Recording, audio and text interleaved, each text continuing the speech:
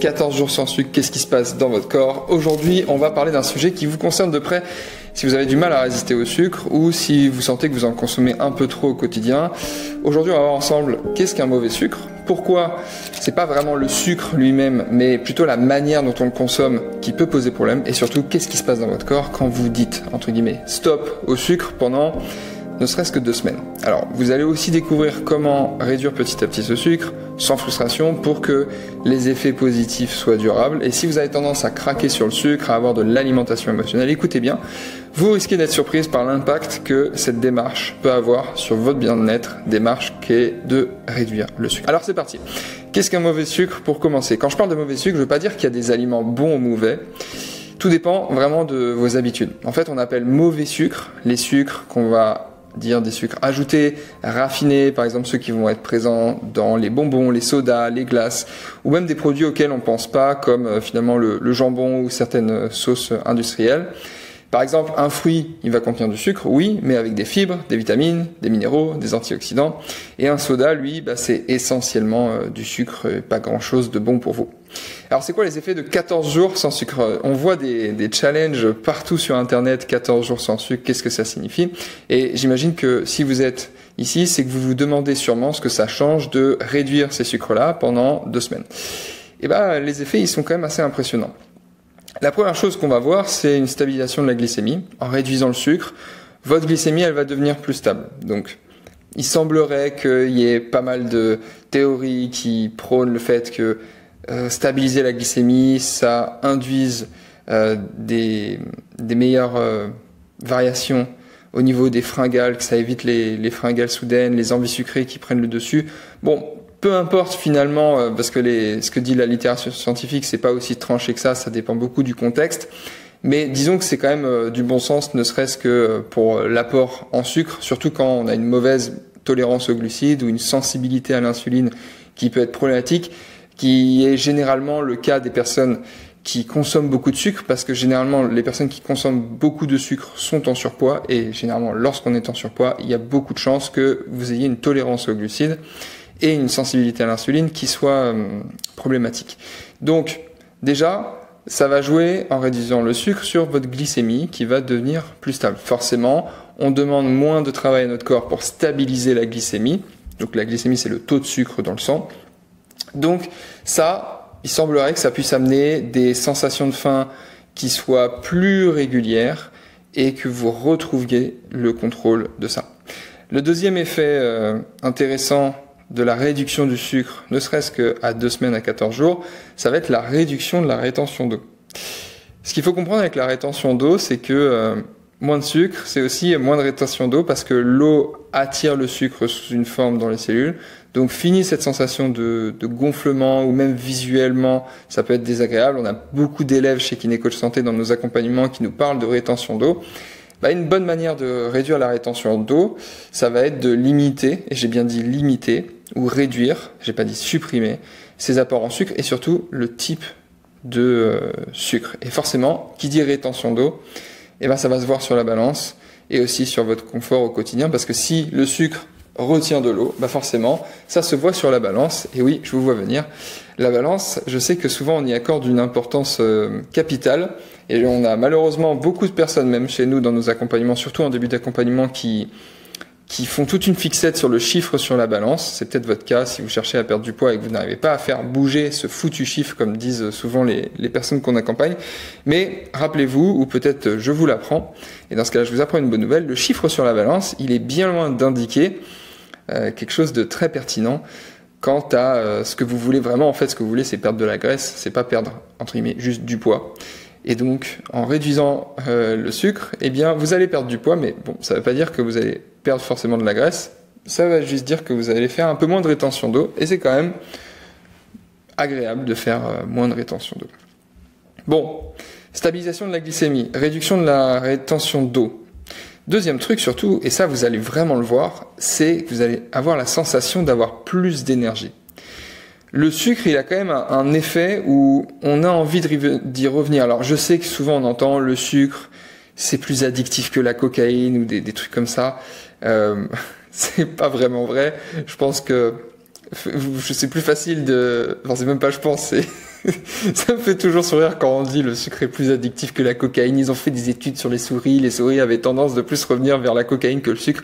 Ouais, en attendant, quand vous regardez l'effet chez les humains, vous voyez que c'est beaucoup plus dur pour un humain de se sevrer de la cocaïne que de se sevrer du sucre. C'est toujours très contextuel.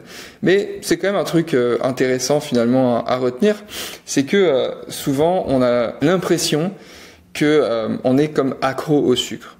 Bon, quand je vous parle d'énergie, ce qu'on appelait avant sucre rapide, et on n'appelle pas ça, enfin ça n'existe pas un sucre rapide, un sucre lent, mais ce qu'on appelait avant un sucre rapide, c'est un peu trompeur parce que on pense qu'il va nous booster, mais en réalité, il va un peu nous épuiser.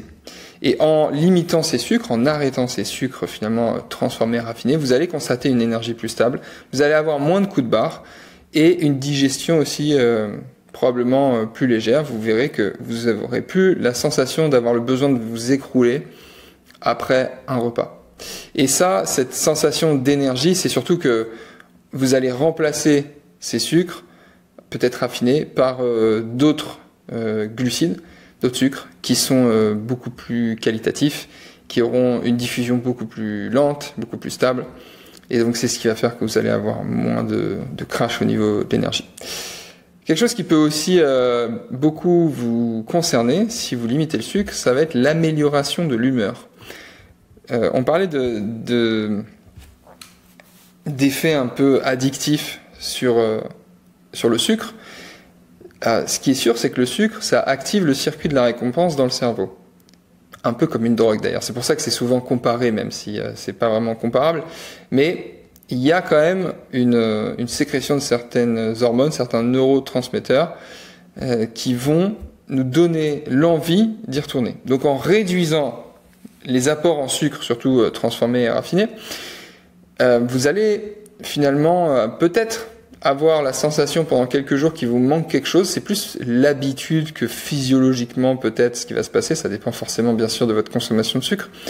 Mais assez rapidement, vous allez voir que votre humeur va s'équilibrer naturellement, vous allez vous sentir plus serein, avoir plus de contrôle, ça va jouer sur vos émotions. Un autre effet qu'on peut voir aussi parfois, c'est un effet visible sur la peau. Bon, ça c'est quelque chose de forcément assez récurrent. L'alimentation, ça joue un rôle majeur dans la qualité de votre peau. Une consommation élevée de sucre, ça peut provoquer des inflammations, de l'acné, un teint irrégulier. Bon, tout ça c'est toujours à prendre avec des pincettes, parce que c'est toujours très contextuel. Mais disons que c'est ce vers quoi potentiellement vous pouvez tendre. Donc en diminuant les sucres, vous allez rapidement, potentiellement, voir la différence sur vous, sur l'aspect aussi de votre peau. C'est peut-être pas quelque chose qui va se passer au bout de 14 jours, mais en tout cas c'est quelque chose qui peut-être, en améliorant la qualité de votre alimentation, forcément être visible au bout de quelques temps. Et le dernier bonus que je voudrais vous partager, c'est un meilleur confort digestif. Parce que y a pas mal de suppositions sur le fait que trop de sucre, ça perturberait l'équilibre de votre microbiote. Alors le microbiote, c'est vraiment le sujet hyper à la mode, qui commence à être pas mal étudié. Et finalement, peu importe la convergence des études scientifiques, c'est quand même intéressant de noter que dès lors qu'on a un objectif de se réconcilier avec l'alimentation, de perdre du poids, de se sentir mieux dans son corps, d'avoir une meilleure estime de soi, une meilleure image de soi, réduire les sucres, c'est potentiellement une bonne idée. Et donc, même s'il y a un lien direct, indirect avec le confort digestif et tout ça, quand vous réduisez ces sucres, il y a potentiellement plus de bénéfices à le faire pour votre santé que d'inconvénients à rester dans cette situation. Donc finalement, comment adopter ces nouvelles habitudes sans frustration ? L'objectif, encore une fois, c'est pas de supprimer le sucre du jour au lendemain. Sinon, vous tombez dans ce qu'on appelle vulgairement un régime.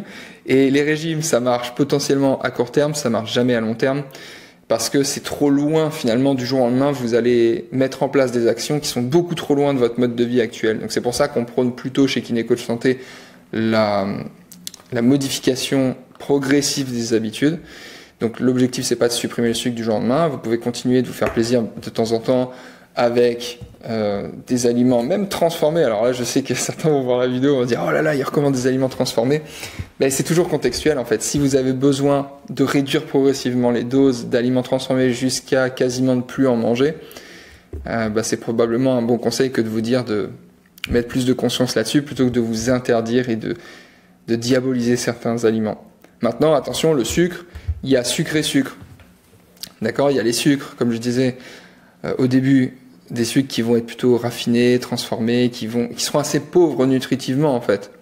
Et dès lors qu'on a un objectif de perte de poids, ça va être assez stratégique d'aller chercher finalement nos apports qui sont nécessaires pour vivre et pour vivre dans de bonnes conditions, d'avoir des apports en sucre, mais d'aller chercher ces sucres, ces glucides, dans des sources d'aliments qui sont stratégiques, c'est-à-dire des aliments issus principalement des végétaux, des fruits, des légumes.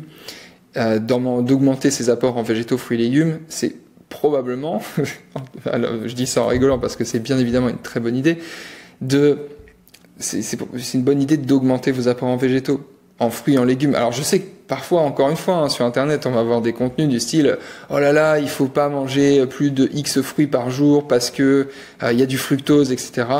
Pour le foie, blablabla ». Bon, c'est toujours encore une fois à contextualiser. Je veux dire, chez une personne qui a une alimentation hautement transformée, d'aller lui recommander de mettre plus de fruits et légumes, c'est probablement un bon conseil parce que, in fine, ça va augmenter la qualité de son alimentation, ça va augmenter, finalement, si j'ai une meilleure qualité au niveau alimentaire, je vais avoir plus de vitamines, plus de minéraux, plus de fibres. Donc tout ça, c'est ce qui va vous permettre, si vous avez un objectif de perdre du poids, de perdre du poids dans des bien meilleures conditions que si vous mangez des aliments qui sont pauvres nutritivement, même si vous réussissez à perdre du poids. Donc, si on devait résumer sur les apports en sucre et en glucides qui peuvent être stratégiques lorsqu'on cherche à perdre du poids, continuez à vous faire plaisir de temps en temps avec des aliments qui vous font le plus plaisir, mais essayez à, on va dire, 90-95% du temps de privilégier des féculents complets si vous les aimez. Si vous les aimez pas et que vous ne pouvez pas les aimer, vous mettez des féculents comme des pâtes, du pain, du riz qui sont très pauvres nutritivement, mais vous les mettez bien sûr avec des fruits, des légumes. Et du coup, c'est ce qui va faire que vous aurez quand même un apport en micronutriments qui sera intéressant. Et pensez aussi aux légumineuses qui sont assez sous-estimées, mais elles sont quand même associées en épidémiologie à des bons résultats en termes de santé. Les légumineuses, donc notamment les lentilles, qui sont riches en protéines, mais qui ne remplaceront pas votre apport en protéines recommandé de viande ou de poisson, même si ponctuellement vous pouvez en manger, mais intégrez quand même bien sûr toujours des sources de protéines de qualité, viande, poisson, œufs, produits laitiers si vous les digérez. Et puis, vraiment j'aimerais que vous restiez sur cette idée de ne pas vous priver de fruits et légumes parce qu'ils contiennent des sucres. Bien sûr, c'est ce qu'on appelle une alimentation équilibrée, c'est avoir une variété alimentaire qui va être intéressante, et c'est avant tout une alimentation qui va être riche en fruits, en légumes, et notamment, pensez-y pour l'apport en fibres. Voilà, si aujourd'hui ça vous a parlé et que vous souhaitez en savoir plus sur notre méthode de rééquilibrage émotionnel et retrouver un équilibre alimentaire et sans frustration et surtout vous réconcilier avec l'alimentation, je vous invite à réserver un appel avec un ou une coach de notre équipe et pendant 1 heure en visio, vous pourrez faire le point sur votre alimentation, sur le rapport que vous entretenez avec l'alimentation, si vous souffrez d'alimentation émotionnelle et voir si notre approche peut vous aider. Si c'est le cas, on se fera un plaisir de vous partager comment on peut vous aider à appliquer la méthode de rééquilibrage émotionnel. Et si on ne peut pas vous aider, on vous le dira aussi et peut-être qu'on réussira à vous suggérer d'aller vers un autre professionnel de santé ou autre chose qui pourra vous aider. Dans tous les cas, cet appel, il est gratuit, il est sans engagement et il peut potentiellement vous amener à avoir la prise de conscience et une feuille de route claire pour vous libérer de l'alimentation émotionnelle et faire en sorte que vous puissiez perdre du poids le plus facilement possible et surtout le plus durablement possible. Donc si ça vous intéresse, vous regardez le lien en description et vous arriverez sur le calendrier des coachs pour vous glisser dedans. C'était Charles, prenez soin de vous, à très bientôt, bye bye.